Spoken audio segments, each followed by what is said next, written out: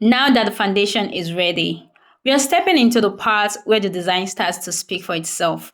Welcome to part two of Vase and Bloom behind the scenes journey. In part one, we built the A-shaped dress, that's the base.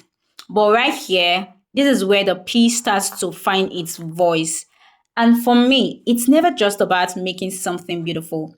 It's about what it carries, what it says without shouting. Every color, every fabric, every detail has intention behind it. So let's bring Vase and Bloom to life. And before we go further, if you love fashion, creativity, and seeing ideas turn into real wearable art, go ahead and like, share, comment, follow, and save this video. And send it to someone who understands fashion beyond the surface. Alright, let's get into the making. I started with the vase. I used my collar stay to create the vase pattern, working with the size and shape I had in mind. But before I went anywhere near my Ankara fabric, I wanted to be sure that the size was actually going to work on the dress. So I placed the pattern directly on the base and checked the position. Is it too big? Is it too small? Is it sitting where I want it? Does it work with the shape of the dress? These were the questions that were running through my mind. That little check helped me make sure I was happy with the proportion before cutting my actual fabric. Once I was satisfied with it, I moved on to cutting the other patterns. I cut out the leaf pattern and the fruit pattern. Then I moved on to the flower. For the flower, I used my white fabric and a simple plate as my template. I chose a plate that would give me the exact size of circle I wanted for the flower. I placed it on the fabric and cut around it. Once I had all the pieces I needed, I used a gas lighter carefully around the edges of the fabric to prevent them from fraying. After sealing the edges, I started shaping the pieces. I folded it into that cone-like shape, that cone-like form. Hope you understand.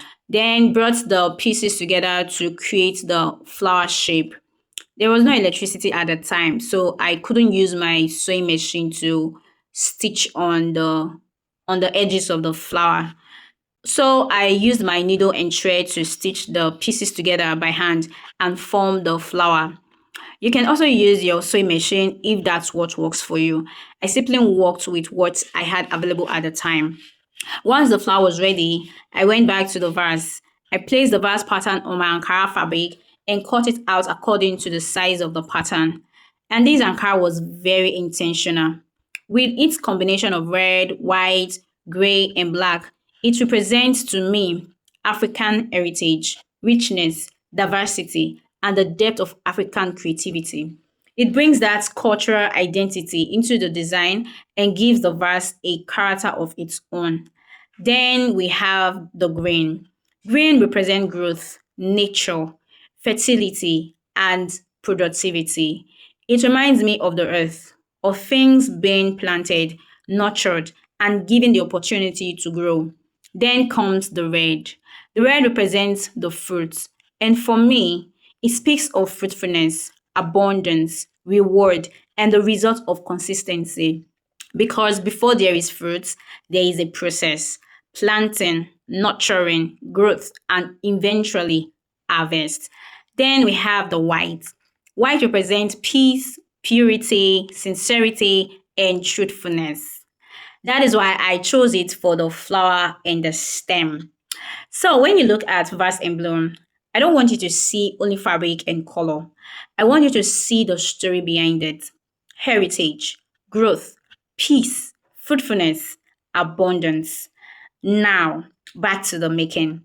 For the vase, I brought in the collar stay and hemigum to give it the structure I wanted. I placed the hemigum between the Ankara and the collar stay, then used the heat of the iron to fuse the layers together. Once that was done, I folded the edges neatly, bringing the Ankara over the edges of the collar stay so that everything was properly covered and finished. Then I applied hemigum to the surface of the wrong side of the Ankara. This is what will allow me to secure the vase onto the dress later during the placement stage. Once the vase was ready, I moved on to the leaf. I placed the leaf pattern on the green fabric and cut it out. Then I repeated the same process, joining the green fabric with the collar stay and using hemi gum and heat to stabilize it. I covered the edges neatly, then applied hemi gum to the wrong side of the finished leaf. That way, when it's time for placement, I can position it exactly where I want it and secure it with the iron. Next came the fruit, the apple fruit. Yeah, the apple fruit. I placed the fruit pattern on the red fabric and cut it out. Then I paired it with the collar stay, using any gum between the fabric and the collar stay to give it the structure it needed. Then I notched the round of the fabric to give it the apple shape form. After covering the edges neatly, I applied hemi gum to the surface of the wrong side, ready for the placement stage. And then came the stem. For the stem, I used white bias. I folded the bias and stitched it properly with my sewing machine to create the finished stem. I didn't put the hemi gum in between the sewing line. The stem was already completely sewn and finished. And just like that, all the elements were ready. The vase, the leaves, the flower, the fruits, and the stem. And this is where we pause for now because the next stage is where all these individual pieces finally come together on the dress, the placement. That's where Vase and Bloom really starts to come alive. So stay with me for the next episode. Please like, share, comment, follow, and save this video. My name remains J Culture. See you in the next episode of Vase and Bloom. Bye for now.